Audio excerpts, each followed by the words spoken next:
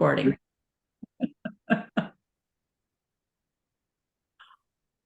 All right.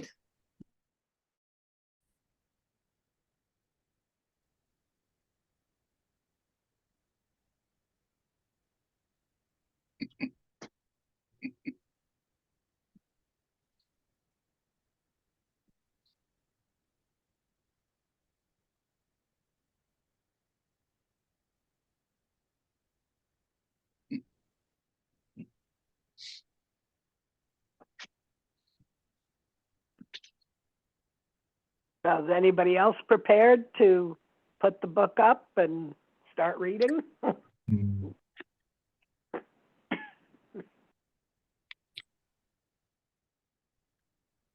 I don't know what that means, put the book up. I mean, share your screen so that the book is like Terry does every time, because you know, I don't. if Terry does it, it's going to stop every time they get kicked off. I can Yeah. share the screen. This is Julia, but I don't think I have access to the version that Terry usually uses. We're not sure that how much of a difference that will make today. Option of none or one, but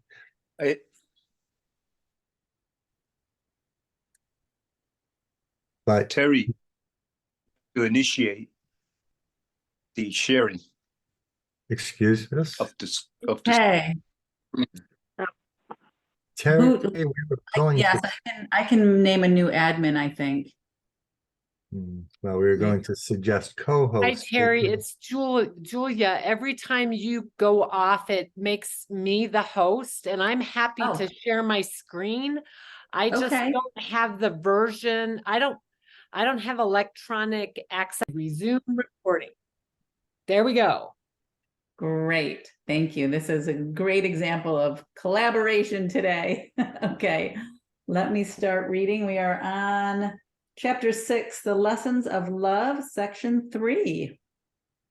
All right. As we have already emphasized, every idea begins in the mind of the thinker. Therefore, what extends from the mind is still in it. And from what it extends, it knows itself.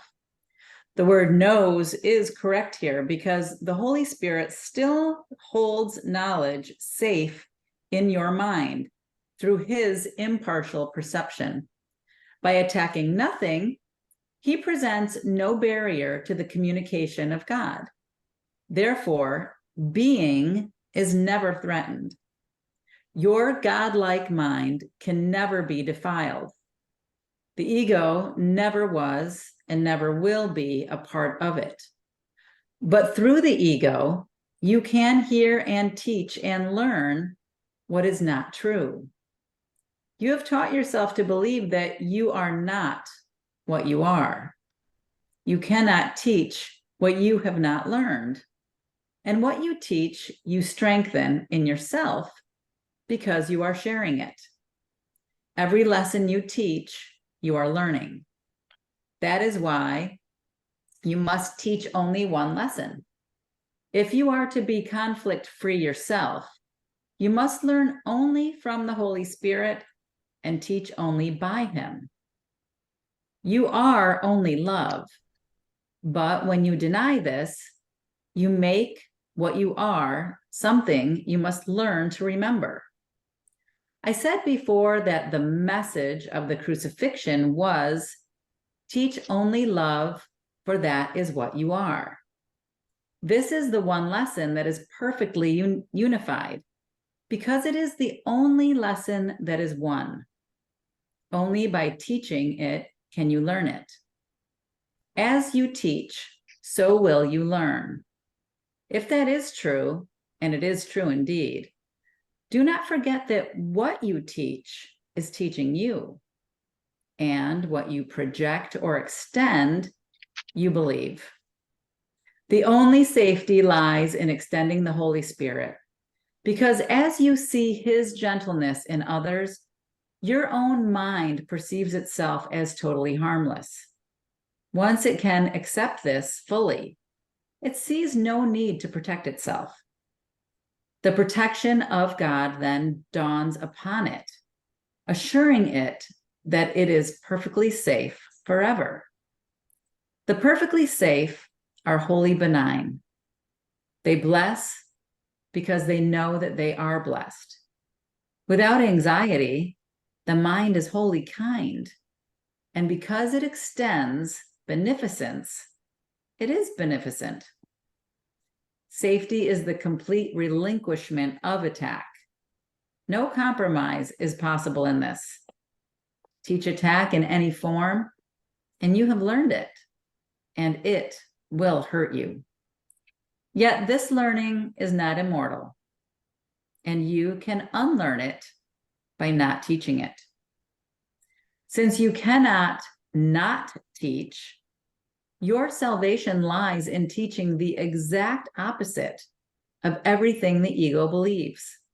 This is how you will learn the truth that will set you free. And it will keep you free as others learn it of you. The only way to have peace is to teach peace. By teaching peace, you must learn it yourself, because you cannot teach what you still dissociate. Only thus can you win back the knowledge that you threw away. An idea that you share, you must have. It awakens in your mind through the conviction of teaching it. Everything you teach, you are learning. Teach only love and learn that love is yours and you are love.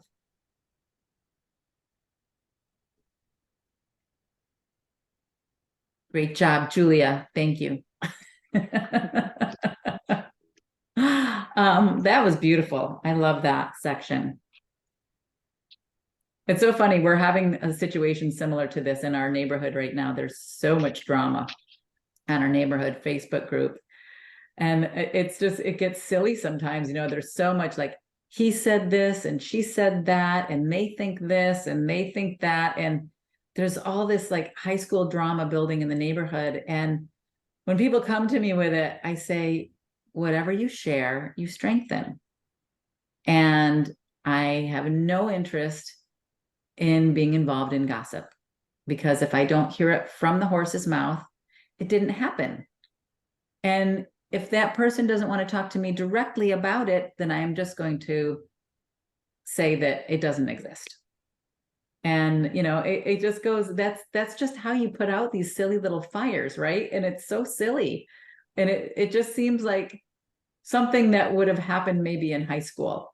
And I think that is similar to things that happen all over the place, all of the time. And, you know, we get so involved in the drama and the minutia of he said, she said, you know, he did, she did. And you just have to be only love and teach only love, and really be very vigilant of mind wandering and not getting involved in the minutia of the chaos that the ego wants to bring you into, right? All of the little bits of drama, and to see it what it is, you know, just another attempt of the ego to separate.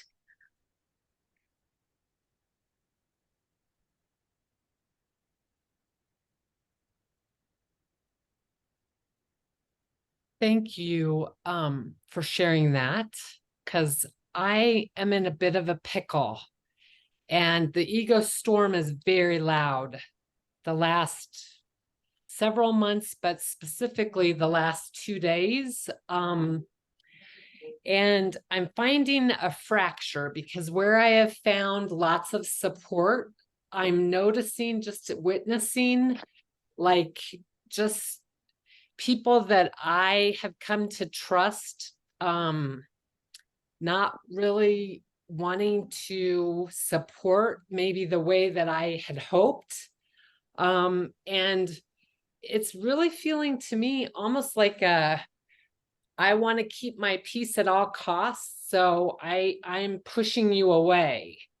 And so a year ago, after a 4-year search for a house during the pandemic, which was fought with multiple offers and all of that, I found a house and I moved into the house November 19th last year, and woke up the next morning to the Club Q massacre in Colorado Springs. And at that time, I was finishing my 9th year as a lay minister in a church here in Colorado Springs with the largest LGBTQAI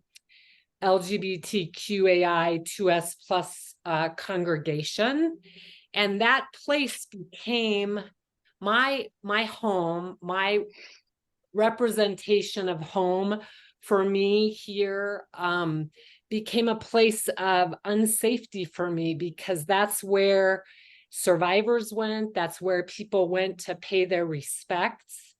And in the process of feeling so much angst and so much felt sense of unsafety, I chose to leave my ministry there. And, you know, it helped me to branch out and seek other places for spiritual support. But one of my primary, like my daily practice communities, I just feel very much like I cannot talk about what's going on in my heart, even though I know, you know, it's an ego storm, and really it's a call for love for all of who are suffering, myself included, and to try to get back into that right-mindedness is a real process that I'm struggling with right now.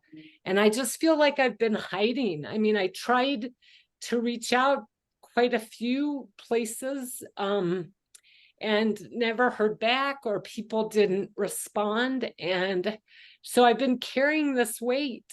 And I just feel very tender and vulnerable and afraid. So thank you. I don't want to sit in suffer in silence anymore. Thank you for sharing that, Julia. Yeah, I mean, it's hard when you're in that place and you feel vulnerable and you feel afraid. I can't really speak to that situation in particular, but I know there have been times in my life when I have been very afraid and have felt very vulnerable. And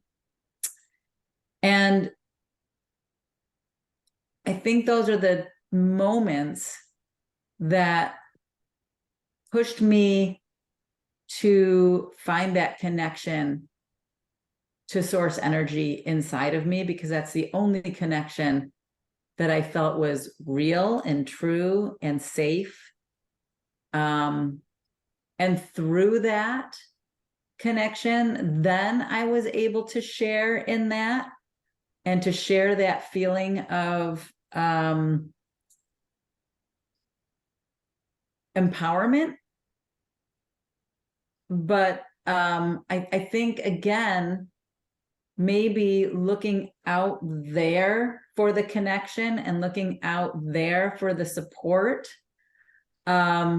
Maybe this is part of the lesson, right? Is don't go out there for your sense of security and support. Go in here, right? Keep going in here, keep going in here, keep going in here. And as you nurture that and grow that and build that, then you can share that. You can share that sense of well-being and support. But I have found that I have consistently been redirected back here. Every time I've gone out there, I'm redirected back here by situations, circumstances. And it's just my brother showing me that don't look out here. This isn't where you look for that sense of security and support and strength. You look in here, you grow it, and then you share it. Does that make sense? And just saying, there is also something to be said for a miracle is often given to one by another who temporarily has more to give. And yes, I have had people in my life who have temporarily helped me out of that place of feeling frail and not safe and not loved. And it wasn't so much that they gave me something they had, it was more so they reminded me of who I was. They didn't say, oh, come to me, I'll protect you, I'll save you. They said, you've always been great. You just forgot. You just forgot how powerful and how full of love you are. You forgot you are the miracle. And they just redirected me and even, verbally told me, I see it in you. I can see it in you. And I would say, even from your willingness to take this over today, that's a strength. That's a strength in there that you said, I'll do it. I'll take over this group today. And your leadership just kind of, I think for all of us has shown us that, oh, okay, Julia's taking this over today. That's awesome. Thank you. And we all see it. I mean, I can speak for myself. I see that in you. I see that leadership quality. I see that strength in you. I see the light in you. I see your greatness. And I think maybe you just temporarily have forgotten.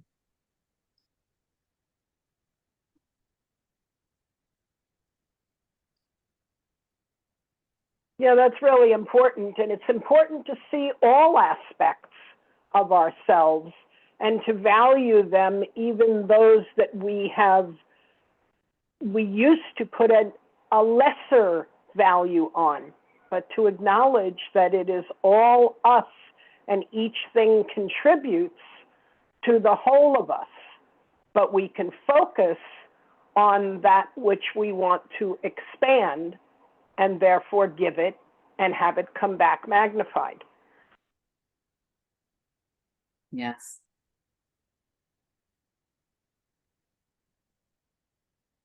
Yeah, exactly. Thank you for sharing that, Julie. Does anybody else have anything to share about our reading or with Julia or about anything that we've been talking about?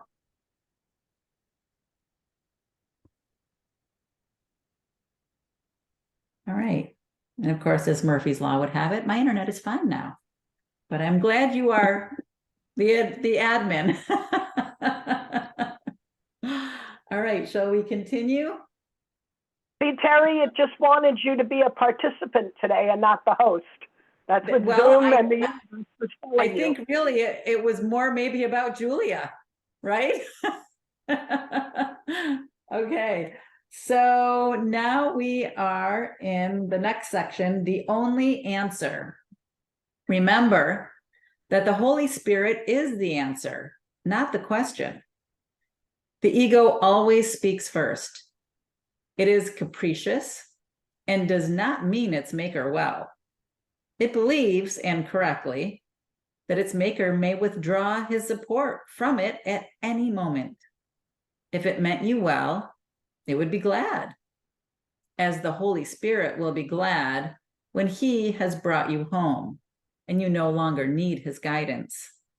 The ego does not regard itself as part of you. Herein lies its primary error, the foundation of its whole thought system. When God created you, he made you part of him. That is why attack within the kingdom is impossible. You made the ego without love, and so it does not love you. You could not remain within the kingdom without love. And since the kingdom is love, you believe that you are without it.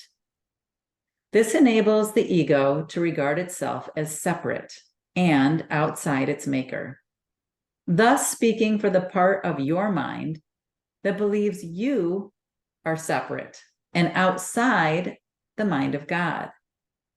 The ego then raised the first question that was ever asked, but one it can never answer. That question, what are you, was the beginning of doubt. The ego has never answered any questions since, although it has raised a great many. The most inventive activities of the ego have never done more than obscure the question, because you have the answer, and the ego is afraid of you. You cannot understand the conflict until you fully understand the basic fact that the ego cannot know anything. The Holy Spirit does not speak first, but he always answers. Everyone has called upon him for help at one time or another, and in one way or another, and has been answered. Since the Holy Spirit answers truly, he answers for all time, which means that everyone has the answer now. The ego cannot hear the Holy Spirit, but it does believe that part of the mind that made it is against it. It interprets this as a justification for attacking its maker. It believes that the best defense is attack and wants you to believe it. Unless you do believe it, you will not side with it. And the ego feels badly in need of allies, though not of brothers. Perceiving something alien to itself in your mind, the ego turns to the body as its ally, because the body is not part of you. This makes the body the ego's friend. It is an alliance frankly based on separation. If you side with this alliance, you will be afraid, because you are siding with an alliance of fear. The ego uses the body to conspire against your mind. And because the ego realizes that its enemy can end them both merely by recognizing they are not part of you, they join in the attack together. This is perhaps the strangest perception of all if you consider what it really involves. The ego, which is not real, attempts to persuade the mind, which is real, that the mind is the ego's learning device. And further, that the body is more real than the mind is. No one in his right mind could possibly believe this. And no one in his right mind does believe it. Hear then the one answer of the Holy Spirit to all the questions the ego raises.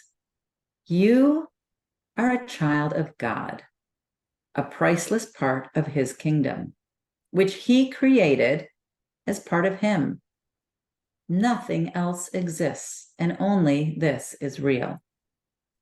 You've chosen a sleep in which you have had bad dreams, but the sleep is not real, and God calls you to awake.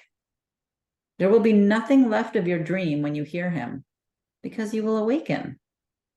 Your dreams contain many of the ego symbols, and they have confused you. Yet that was only because you were asleep and did not know. When you wake, you will see the truth around you and in you, and you will no longer believe in dreams, because they will have no reality for you. Yet the kingdom and all that you have created there will have great reality for you, because they are beautiful and true. In the kingdom, where you are and what you are is perfectly certain.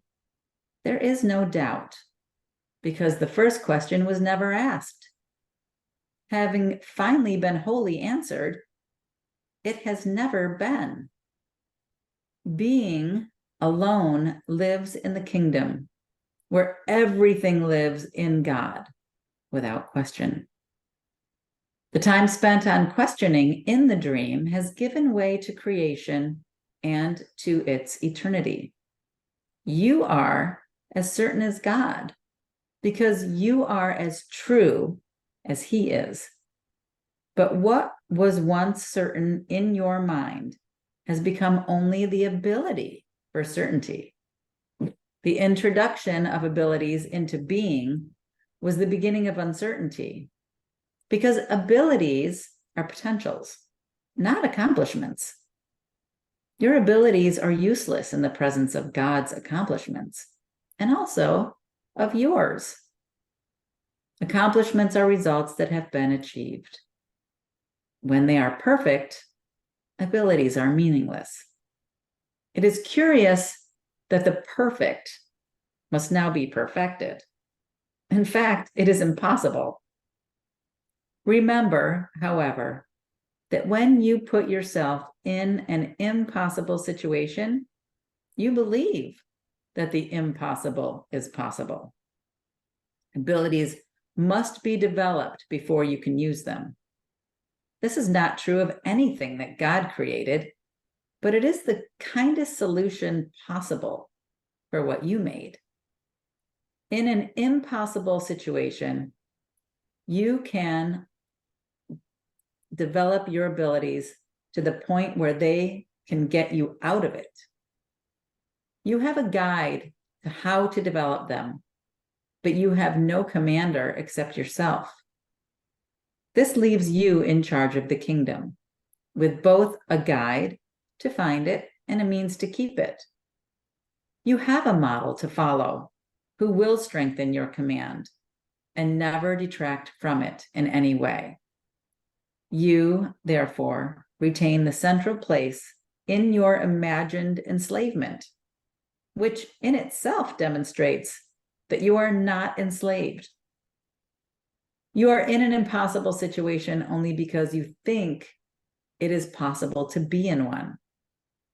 You would be in an impossible situation if God showed you your perfection and proved to you that you were wrong. This would demonstrate that the perfect are inadequate to bring themselves to the awareness of their perfection, and thus side with the belief that those who have everything need help and are therefore helpless. This is the kind of reasoning in which the ego engages. God, who knows that his creations are perfect, does not affront them. This would be as impossible as the ego's notion that it has affronted him. That is why the Holy Spirit never commands. To command is to assume inequality, which the Holy Spirit demonstrates does not exist. Fidelity to premises is a law of mind, and everything God created is faithful to his laws. Fidelity to other laws is also possible. However, not because the laws are true, but because you made them. What would be gained if God proved to you that you have thought insanely? Can God lose his own certainty? I have frequently said that what you teach you are. Would you have God teach you that you have sinned? If he confronted the self you made with the truth he created for you, what could you be but afraid? You would doubt your right mind, which is the only place where you can find the sanity he gave you. God does not teach. To teach is to imply a lack, which God knows is not there. God is not conflicted.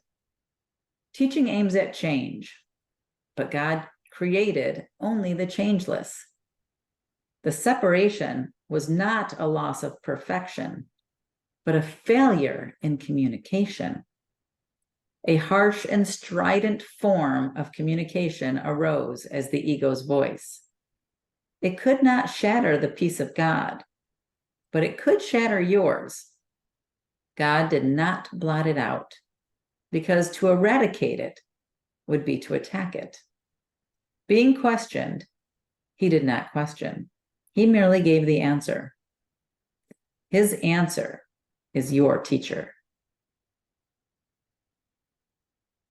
That was a lot, but there's a lot of really amazing things in there. Anybody have anything to add or comment?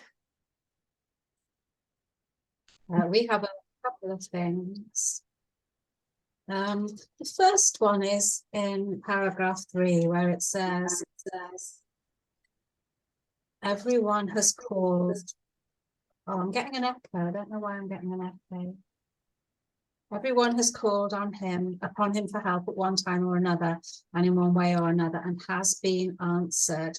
And this is maybe not a particularly important question, but we think that if we said to a lot of people, oh, have you ever called on the Holy Spirit for help?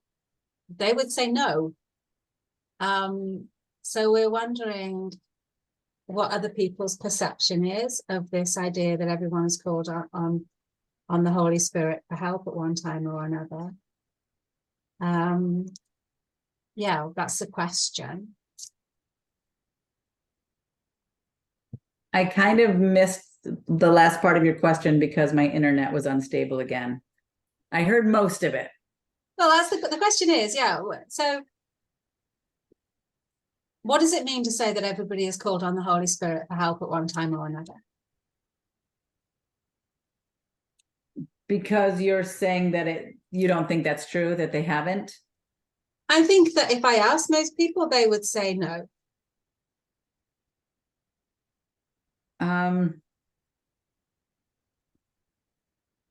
Well, that's a good question. I don't know that I have an answer for that. Well,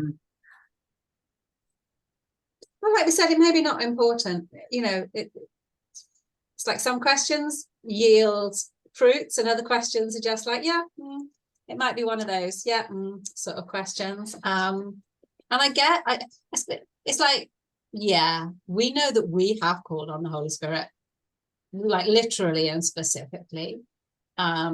Before we would have called on the Holy Spirit, we suppose that we might have like just prayed to something for help. So maybe that's all it means. Yeah, we're happy to leave that one. That's probably not important. Yeah, it's hard to know what other people have done or not done.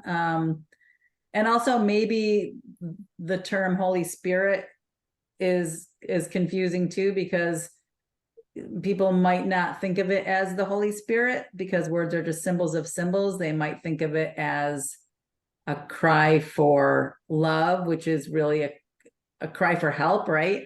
All attack is merely a cry for love, and maybe that's a way of calling on the Holy Spirit.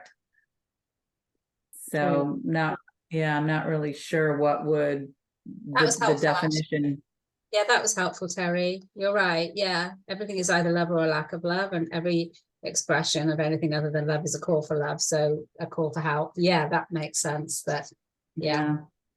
So the other bit I mean, the kind of the whole feeling of the rest of this chapter, like where it says in 6:7, and when you wake, you will see the truth around you and in you, and you will no longer believe in dreams because they will have no reality for you. Yeah, we think that is, well, we know that is true in a kind of grand way, like, you know, when we've had awakening experiences, we suddenly like, oh my God, my whole life meant absolutely nothing. And there's that big thing, but we also think that like we were driving recently, we were driving to see our mother, and it was like a 4.5-hour drive. And we were thinking a lot, and we had problems, and we were not even problematic things, just planning and like thinking about this and thinking about the other and thinking, as you do. And then our mind went blank. And we rested in peace as we were driving, and not deliberately, it just sort of happened. And it's like, there was, just the moment of clarity of seeing how all of that thinking didn't mean anything at all and was completely unnecessary, and was just like filling up our mind with chanta. That, and Julia, we didn't listen to everything that you were saying, because we were distracted by our son coming in and needing things from us.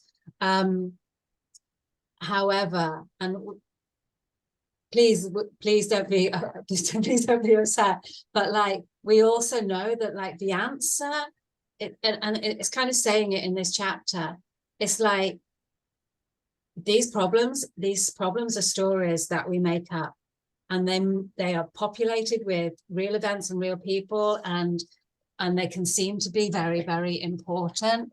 But when we take everything that like we see as being really important and problematic, we take it to the Holy Spirit, they will very often just be like, yeah, just chill, you know, just like, just fill our minds with peace and see that there is no need to find a solution and no need to do anything, but simply remind us of who we are, that we are eternally with God in peace, that we are at home right now, that and that can be for us. Let's talk about ourselves, not other people. You know, for us, like we recently had, like, we were upset with a friend, and you know, that's it. When we're upset with somebody, all our mind wants to do is just go over and over and over the reasons why we're upset with them and talk about it and justify it,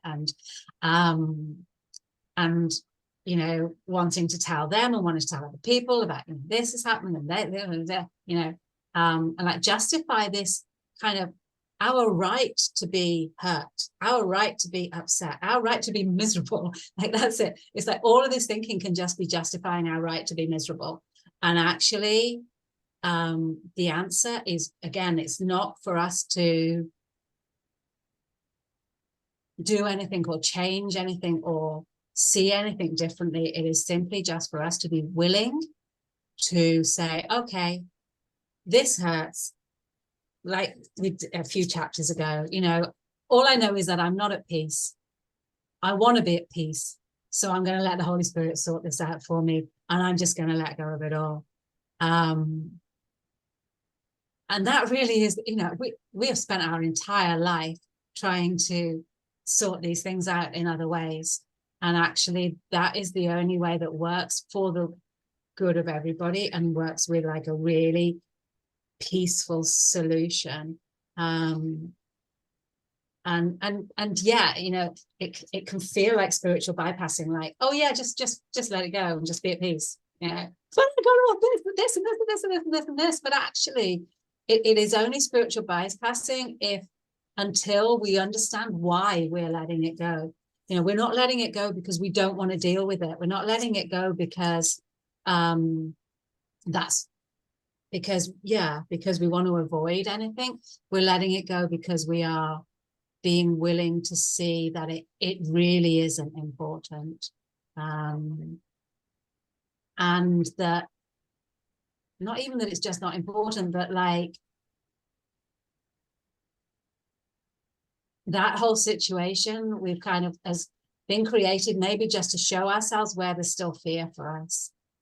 And then by bringing that to the Holy Spirit and then just kind of washing it away for us, we see that the fear wasn't justified. And so the next time we're in a situation like that, then we may be less likely to go into fear.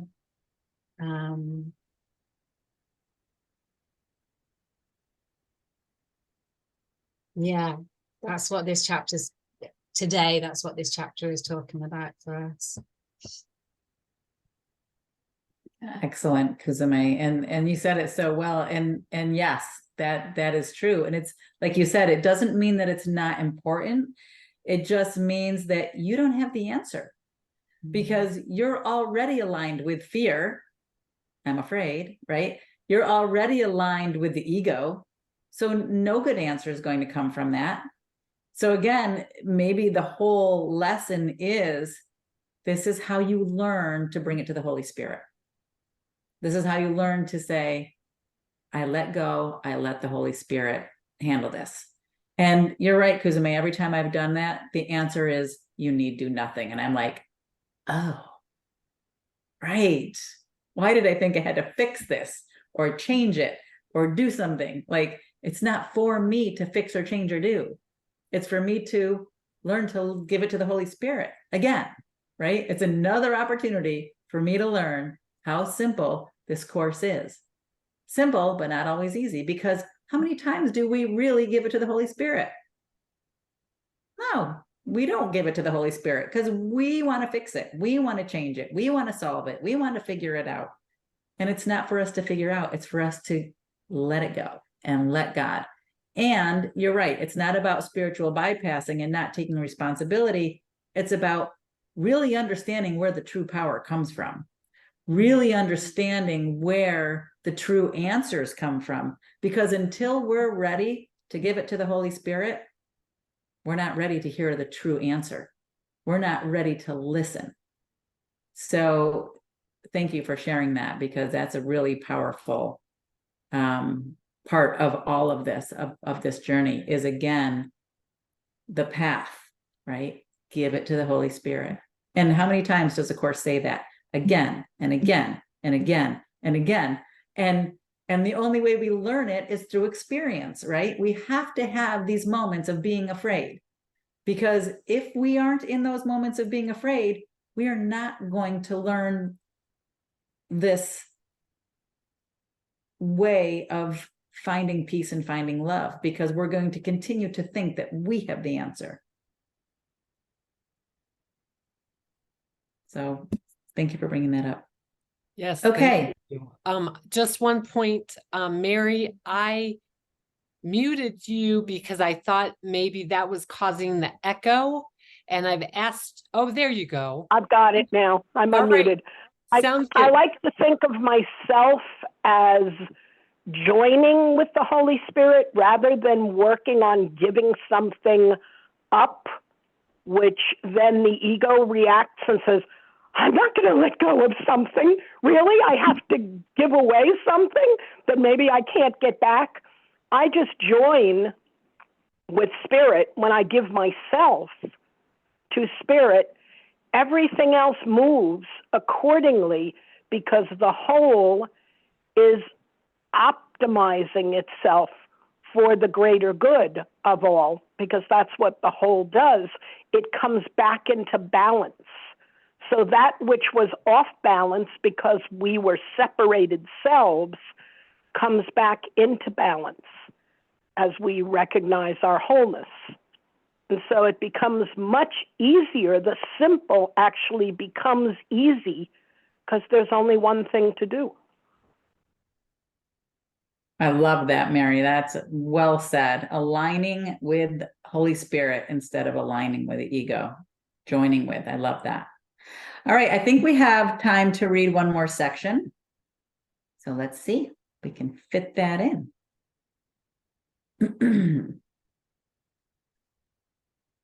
All right. The lessons of the Holy Spirit. Like any good teacher, the Holy Spirit knows more than you do now. But he teaches only to make you equal with him. You had already taught yourself wrongly, having believed what was not true. You did not believe in your own perfection. Would God teach you that you had made a split mind when he knows your mind only as whole? What God does know is that his communication channels are not open to him, so that he cannot impart his joy and know that his children are wholly joyous. Giving his joy is an ongoing process, not in time, but in eternity. God's extending outward, though not his completedness, is blocked when the sonship does not communicate with him as one. So he thought, my children sleep and must be awakened. How can you wake children in a more kindly way than by a gentle voice that will not frighten them, but will merely remind them that the night is over and the light has come. You do not inform them that the nightmares that frightened them so badly are not real, because children believe in magic. You merely reassure them that they're safe now. Then you train them to recognize the difference between sleeping and waking, so they will understand they need not be afraid of dreams. And so, when bad dreams come, they will themselves call on the light to dispel them. A wise teacher teaches through approach, not avoidance. He does not emphasize what you must avoid to escape from harm, but what you need to learn to have joy. Consider the fear and confusion a child would experience if he were told, "Do not do this because it will hurt you and make you unsafe. But if you do that instead, you will escape from harm and be safe, and then you will not be afraid." It is surely better to use only 3 words. Do only that.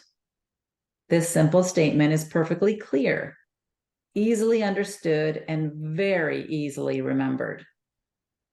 The Holy Spirit never itemizes errors because he does not frighten children, and those who lack wisdom are children. Yet he always answers their call, and his dependability makes them more certain.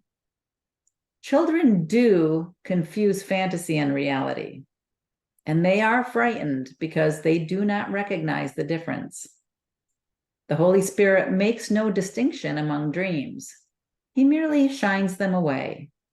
His light is always the call to awaken, whatever you have been dreaming. Nothing lasting lies in dreams, and the Holy Spirit, shining with the light from God himself, speaks only for what lasts forever.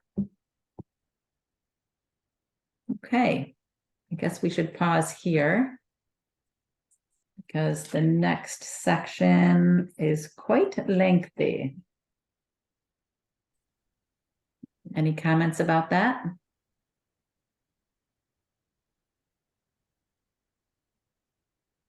Yeah, I will say something. Just something that hit us right at the end. Nothing lasting lies in dreams. And the Holy Spirit shining with the light from God himself speaks only what lasts forever. More like, yeah, it just shines them away. That reminds, you know, we've probably mentioned before, we're an addict and an alcoholic. We're clean today, and we have been for some years. But we spent, like, from the age of like 12 to 35, so probably 20 years of our life regularly in blackout with from alcohol. And yeah, this reminded us of that feeling of waking up in the morning and being like, okay, what did I do last night? And having those, like, remembering, like, why are my clothes muddy? You know, why is the car not here, or whatever. But and then, like, then sort of piecing together things that are happening, and feeling so like that wasn't me, and who did those things, you know, like we've turned up at a friend's house and they've, like, said, yeah, we don't want to know you anymore, and shut the door in our face, and we don't know what we've done. And it is like that's like extreme examples, but like in our life today, when we've been really upset about something, this is what we're getting to, when we've been really upset about something that's happened, or something that somebody's done or said, and it has been you know, seemingly inescapably in our mind, and we'll be thinking about this and this and this and this and this. And then when the light comes in one way or another, and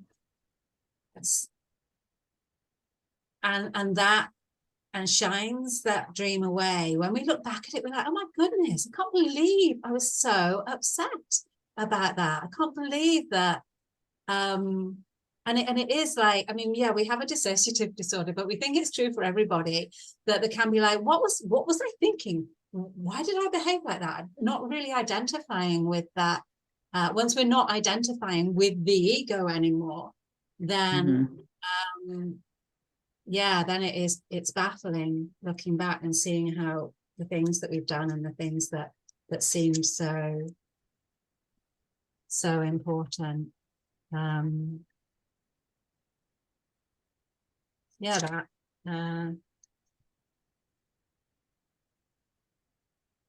That was a great share. Thank you for sharing that.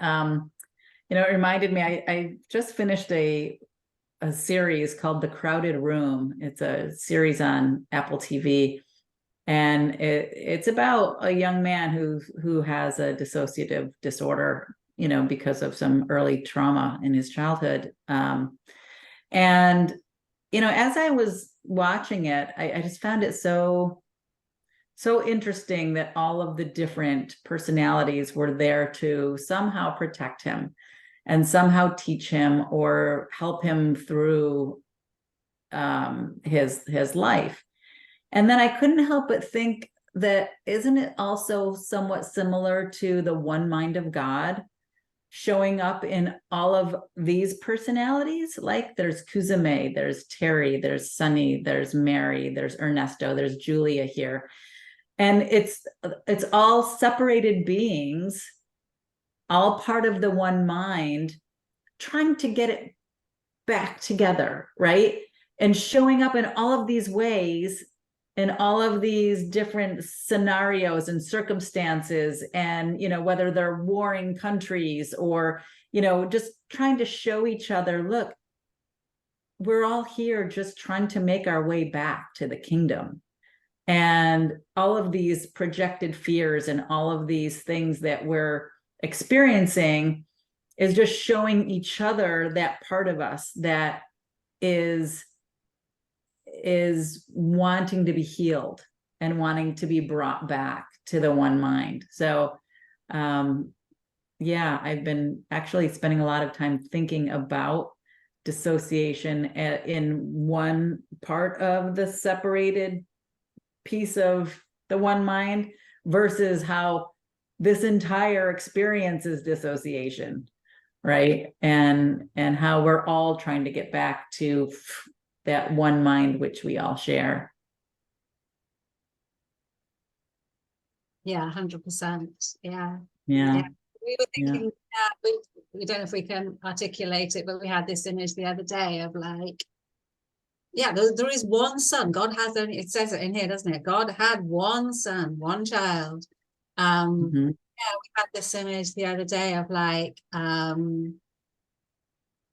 being kind of landing on this planet, and then yeah, just as they landed, just like separating into all these hundreds and thousands of separate, seemingly separate, but it's one.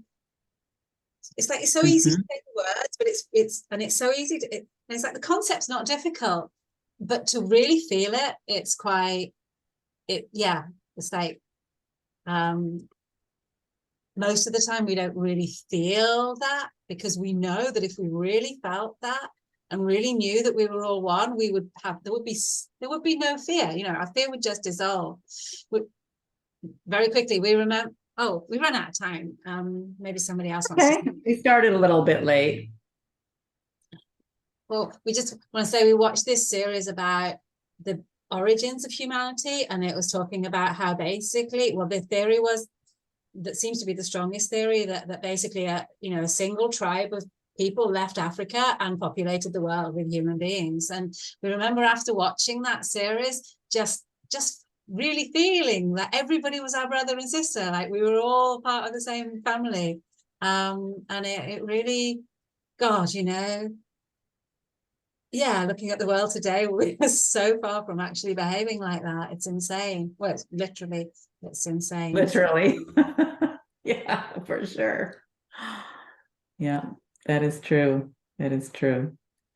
Have a good Thanksgiving, everyone. Thank you, Sunny. You too. Oh. Enjoy your Thanksgiving. Hope everyone, thank you so much, everyone, for joining. It was an amazing, amazing conversation today. I think we all went really deep, and I appreciate everyone who was willing to share and be vulnerable as usual. It just helps all of us. So thank you. Yes, thank you. All right. Thank you, everyone. When it's time. Thanks. Do I need to Bye. do anything with stopping the recording or? If you make me the host again, I can take care of all that. Okay.